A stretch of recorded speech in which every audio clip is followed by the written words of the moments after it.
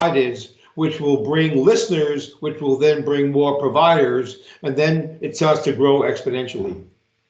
Yeah, I think starting at the level of the influencers is essential. Some of our biggest, like Tim Pool is actually one of our bigger users. I don't know if you're aware of him.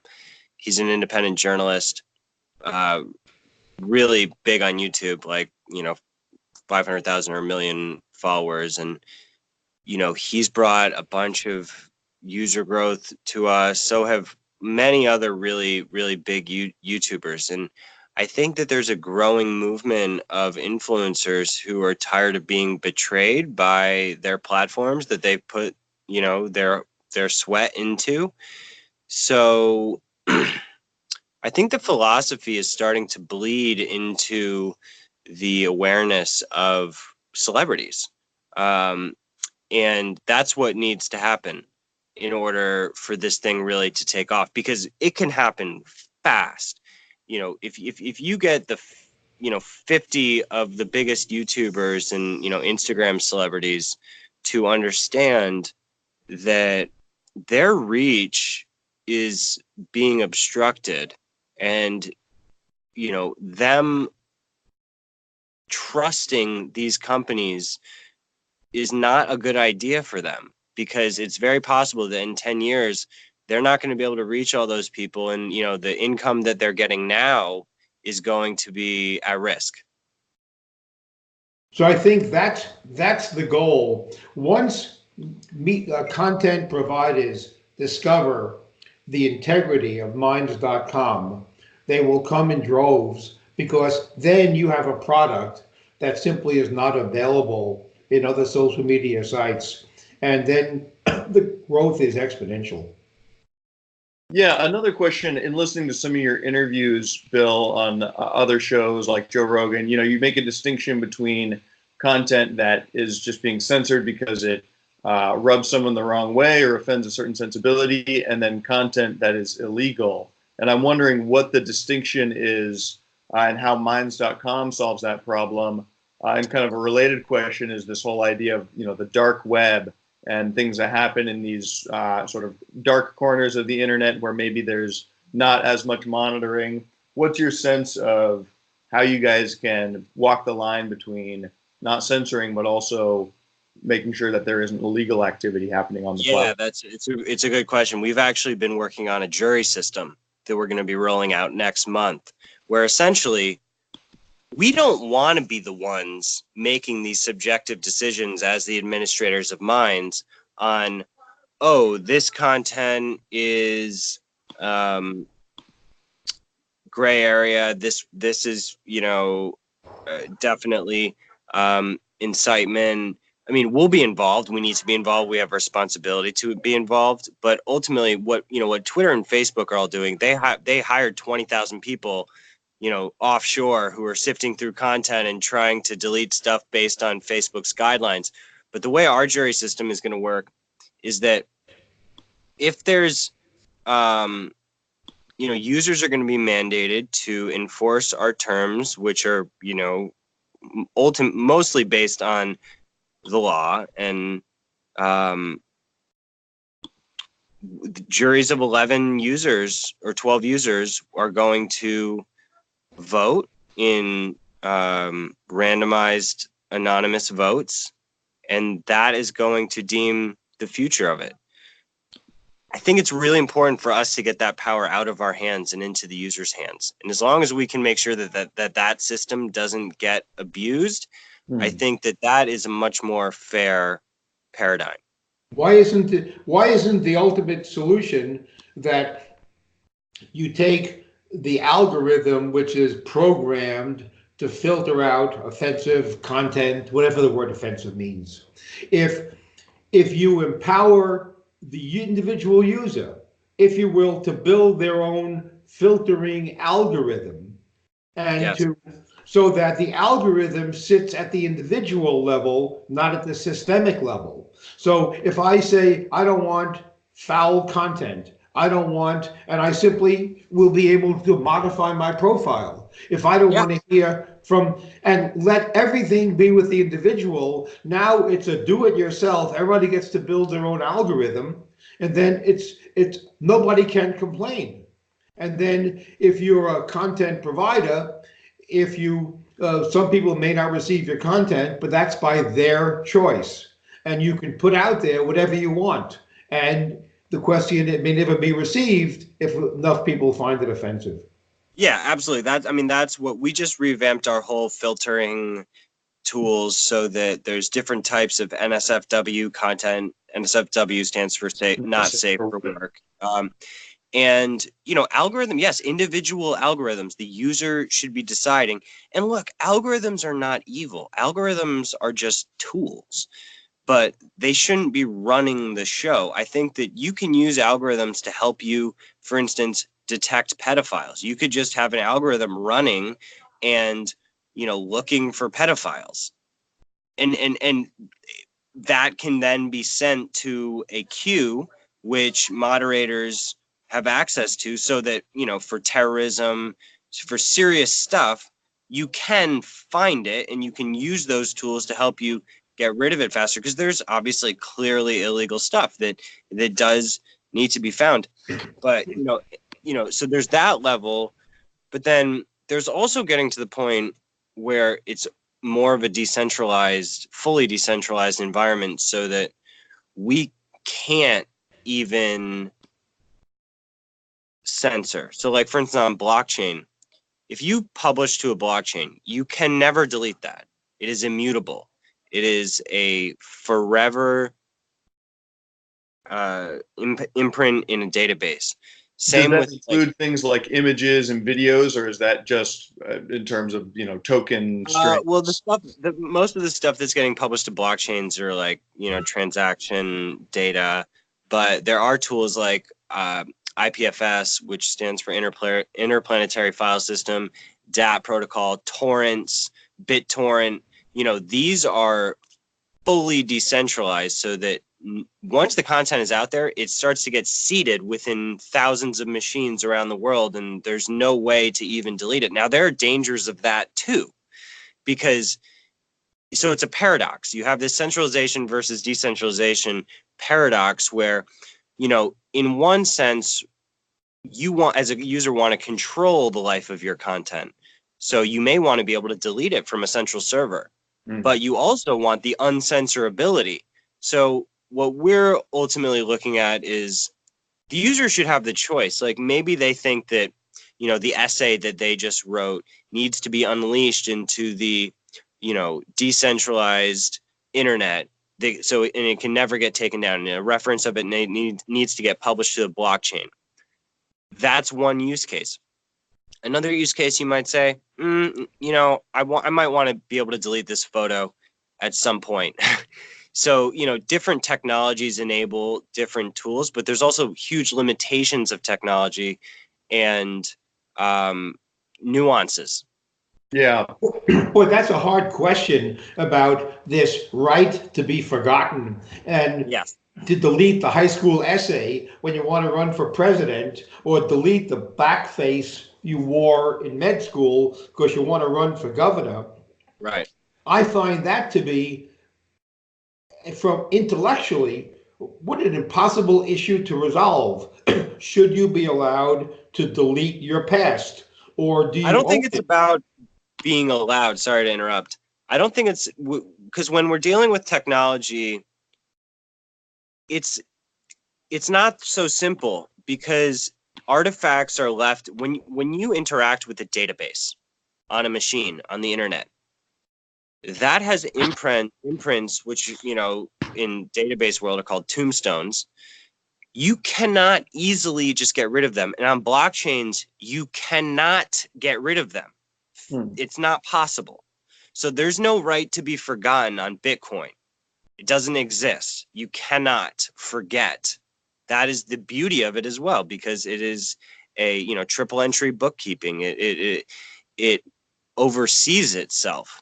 So when people go say, oh, I have the right to privacy, I want Google to delete everything about me, I agree with that in a certain sense, but at the same time, to play devil's advocate, Google isn't always in a position to even be able to do that. Certainly not easily. If there's artifacts spread all over the internet, those are written to databases. It's a huge job to go around and delete all that stuff. It's like when you walk around the world, you're having impacts. Right. You can't just delete your trace. Yeah. Well, if you want to run for president, you better start at birth making that decision and not run around naked in front of your house when you're 4 years old because you'll never get elected president. The implications of that are astonishing. And then you leave it up to society to make an adjustment. Okay, we cut you some slack because it was a high school essay and it's not indicative of how you are a 40-year-old adult. But then it's empowering and entrusting the voters and what the media and the opposition research people are going to do. The implications are, my head is going to explode with what to do about this digital trail we start leaving from birth that you can't ever undo and say, look, I was drunk that night, cut me some slack. Right. Well, yeah, it really is amazing. I mean, the children being born today will never know the life that, we sitting on this call did know, 30 years ago, 20, 30 years ago, where, things were sort of off the record. Not everything was being streamed, and you had this offline life. That's not a thing anymore. So, it's if we all had our whole childhoods, our parents documenting us on Instagram since the day we were born, I mean, that is just a whole level of exposure that is really, really intense. But that seems to be the evolution of technology. Technologies. I mean, look at what we're doing right now. We're live streaming to people on the internet. We're, this conversation, 30 years ago would probably be a meetup for a coffee to write an article that would get published in a newspaper, maybe do a broadcast on the radio. But now we are, I find myself live streaming like, 3 to 5 times a week. That starts to become a percentage of my life is live streaming to the world. That, and Bob, you know this. I mean, you guys know this. This is what you do too. That is a shocking idea that I wouldn't be surprised if in 100 years, a significant percentage of the population of this planet are just live streaming their whole life.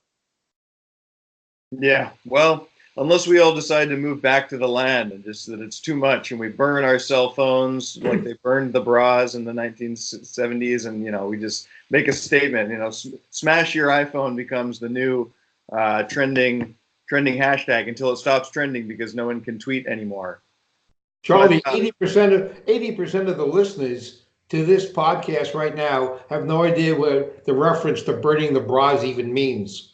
You understand that, right? You're showing your age. They can look it up on YouTube, and I'm sure that there's some stock footage, archived footage. There was another story, and this is getting a little bit more serious, but just yesterday there was a shooting at a synagogue in California where apparently the shooter was an active member of some online forums, the 8chan forum, kind of a spin-off of 4chan, which is a place where there's a weird mixture of kind of dark humor, and it's become, I think, a place where a lot of young, agitated people go to vent their frustration with society and sometimes encourage each other in violent action. And I think my comments are I have 2 comments, and I want to hear what you guys think. First is there's sort of a sense in which the culture on places like Twitter pushes this stuff underground and pushes it into these certain niches where it can just fester. But it is sort of a question, how do we? I don't think that there's really anything that can necessarily be done online in terms of policing it, because there will always be ways to find places to kind of communicate like that.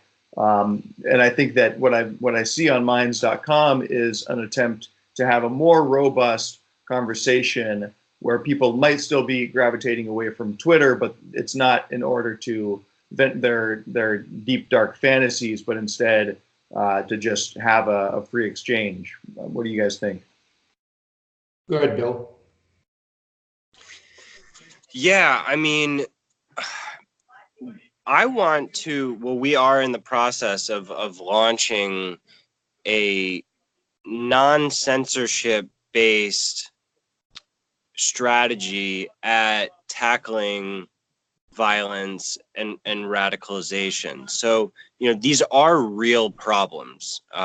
There are these violent communities that form on the internet, and it's reasonable to have an open conversation about, if we say, if we as minds know that we have, certain, really questionable users or groups, like, how can we communicate with them to help de-radicalize, share certain information with them that isn't going to cause them to, go deeper into their hole, but to be engaged with ideas that they're not used to. I mean, Daryl Davis is the famous man who is, black man, befriended hundreds of members of the KKK and got them all to leave the KKK. So perhaps there's a way to engage these types of users in a respectful way that is not, triggering them to reach new levels, but can potentially, we need to form bonds. Like the idea that, violent behavior is like a mental sickness. So if the more we start treating it like that and treating social media as sort of like the therapy, and if we can target those people with certain communications that, I don't know, I mean, we're sort of in the brainstorming process here, but what seems to be happening on most networks is they're, like Facebook basically just decided to ban all white, quote unquote, white nationalist content.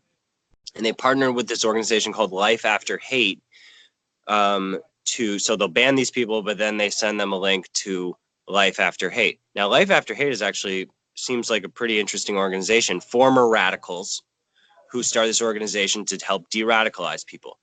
So I have no problem with them, but I think banning those people from Facebook is not, it's not helping the situation. So I would like to partner with, organizations like this potentially, but in a way that's not banning those users from the platform.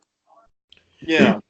My view is, of course, Charlie, and we have done a book on this, on Federalism 2.0, which is, while of course it's too complex to dispose the radicalization to dispose of with just a glib one-liner, but a substantial contributor to radicalization is the feeling of powerlessness. In the Middle East, substantial portions of the population feel without any political power, no other way to get heard. And when you cannot be heard any other way and you are determined to be heard, you just escalate until you get heard. And the ultimate escalation is violence. And the fact is, if you had, by suppressing the ideas so that they cannot be heard, when they cannot be heard on Facebook and cannot be heard anywhere else, then they just ratchet up the activity till they can get heard.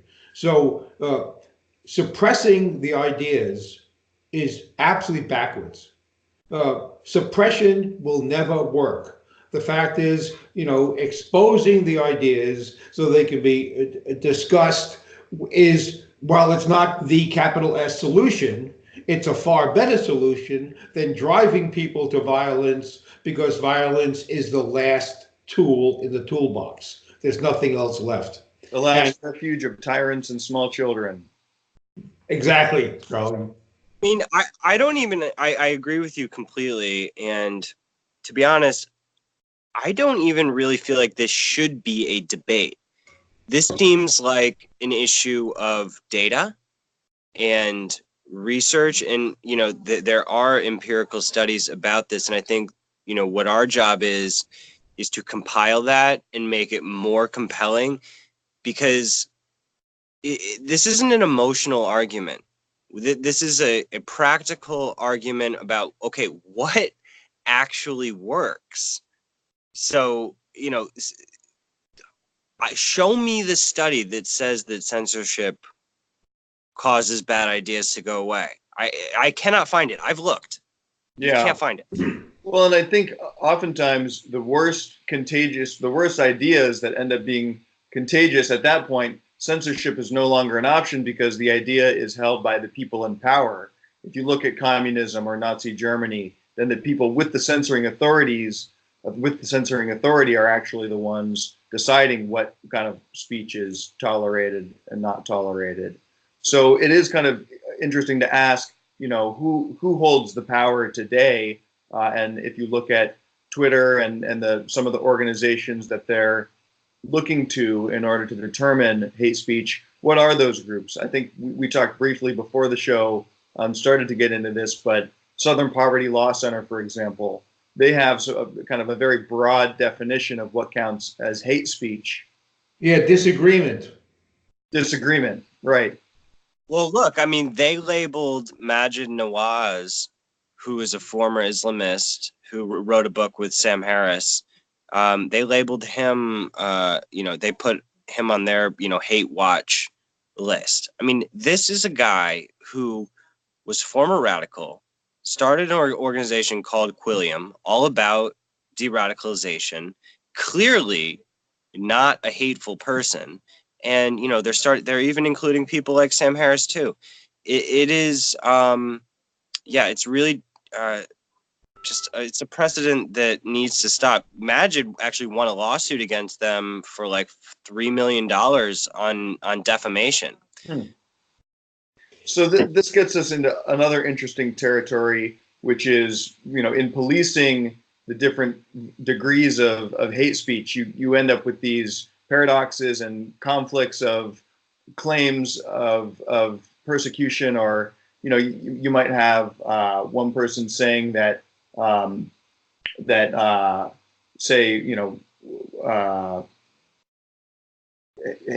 hate that speech against certain factions of the Muslim community are a form of hate speech, whereas then you have someone else coming in and saying that the speech of people within those factions is hate speech against some other group.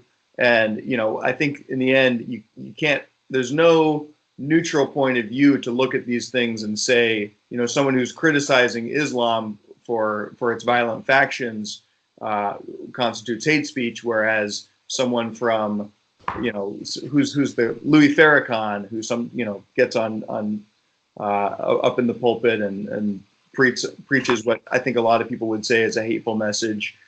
When you have these debates, it really does become just sort of disagreement that then can be labeled hate speech.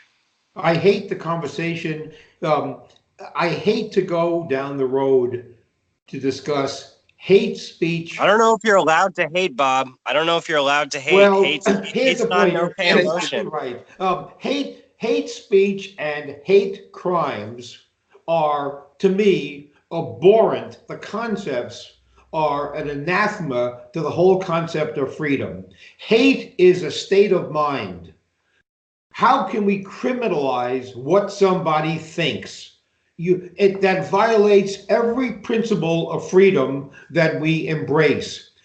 What I think that motivates me is my own damn business, and you cannot put me in jail for what I think.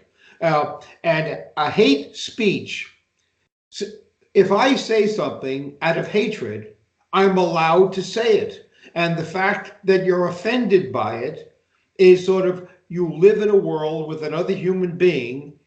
They may say something that makes you uncomfortable or angry or whatever. That's part of being a human being. And the whole concept of hate speech and hate crimes therefore brings along with it, it becomes the handmaiden for now victimization. because the corollary to hate speech is there has to be a victim. So somebody feels hated. Somebody had a crime committed against them because they were disliked, they were hated. The whole concept that now there's this campaign, campaign to get into a group that becomes a victim, and then you get special protections, is all so offensive to me. It drops people into groups as opposed to individuals, and it polices the thought. It's scary, it's wrong, it's bad policy, and I abhor it. Yeah, I think there was an article in The Atlantic or some other publication this week or last week looking at how Facebook internally is grappling with some of these questions and trying to figure out whether the statement "men are scum" should be allowed on the website, because they say that if you were to direct that at any other group, then it would clearly be hateful in their eyes. But to say men is scum, oftentimes this plays into a broader cultural debate around the Me Too movement, and so that one is accepted and this one's not. I want to put in two plugs here. One is just related to the latest book that we came out with from interviews of the Bob Zadek Show, and one interview in there in particular with Jonathan Rausch of the Brookings Institute. He talks about how allowing offensive speech is essential for kind of clearing out the gutters, or exposing sunlight on ideas, and the whole idea of sunshine is the best remedy, I think, applies here to Minds.com. And then the second plug is just for Minds, Minds.com. We have an account, The Bob Zadek Show. You can find us there. Bill, I think your account is just Minds.com/Bill. Is that right? I have that one, but my main one is Minds.com/Ottman, Ottman. Okay. And in the write-up for the show, I made kind of a joking comment that on Minds.com, the only form of speech that's not tolerated is the censorship point of view. But that really, if I wanted to get on Minds and create an account dedicated to disseminating the research on why censorship is actually a good thing, would I be allowed to do that, or would I get flagged? Of course, I want to see that research. Okay, well that's another thing to add to the to-do list, just to be a contrarian. Yeah.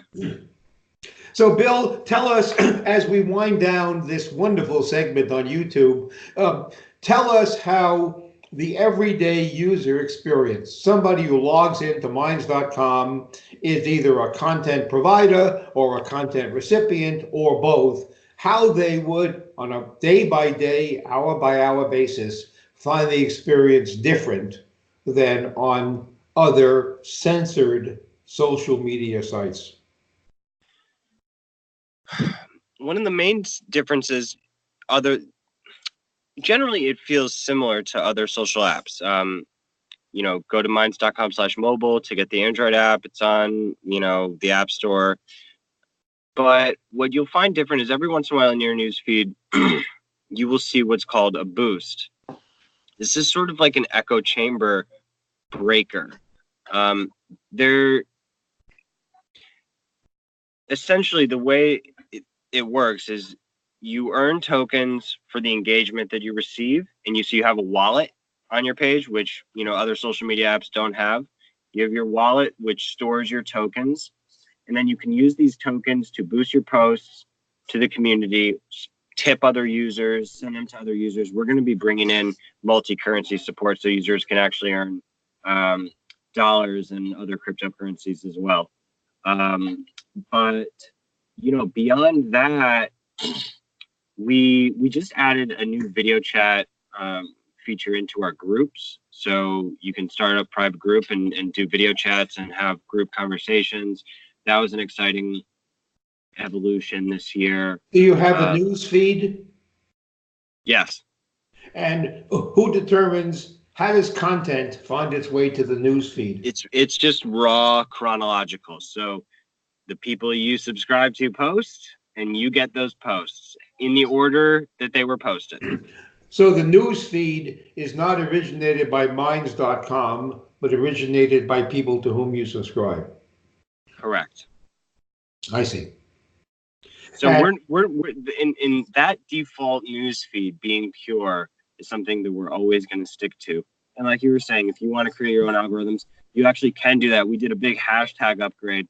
So if you go on the desktop app or mobile, but if you click on Discovery on the top, you can basically filter your news feed from all the content on the site in different categories, whether it's libertarianism or blockchain or art or music, and so you can see feeds of like the most popular libertarian ideas on Minds or the most popular progressive ideas on Minds, and so that is a really valuable way for discovering content that you're interested in. And yeah, I mean, the hard part about this is that it is there's brilliant programmers at Google and Facebook and Instagram and Twitter. Very smart people work there. And look, we're on Skype right now. Some of these technologies are obviously valuable. So we don't need to reinvent the wheel. We know what people like. This is why every app is sort of becoming the same thing now. Instagram, YouTube, Facebook, Snapchat. What do they all do? They have a feed. You post video, you can post a status. Every app is doing the same thing at this point, and we're all competing with each other. But what I think is going to separate the next level of social media apps is the foundational principles that they're built on. And, that's the true differentiator. So, in terms of technology, we're just trying to keep up and offer as, we're hoping to get live streaming going later this year. All the features that everybody demands and everybody loves, we're going hard at that, but with that underlying ethical philosophy. All right, Bill. Well, thanks for taking the extra time here. We will post this video on minds.com. You guys have a video platform there. And we'll also make the podcast available in iTunes and Stitcher. And you can find the stream on our YouTube Live if you're watching it from an external source or listening to it. And yeah, thanks again. We really appreciate you taking the time. Thanks for having me, guys. Thanks a lot, I'm Bill. going to try to get some fresh air. I'm going to try to not be on social media all afternoon. I hope you'll do the same thing. Indeed. Everyone out there, get on your computer, Worthwhile smash goal. your iPhone. You can keep all your underwear if you smash your iPhone. So Thanks, long, guys. everybody. All right. Take care. Really enjoyed it.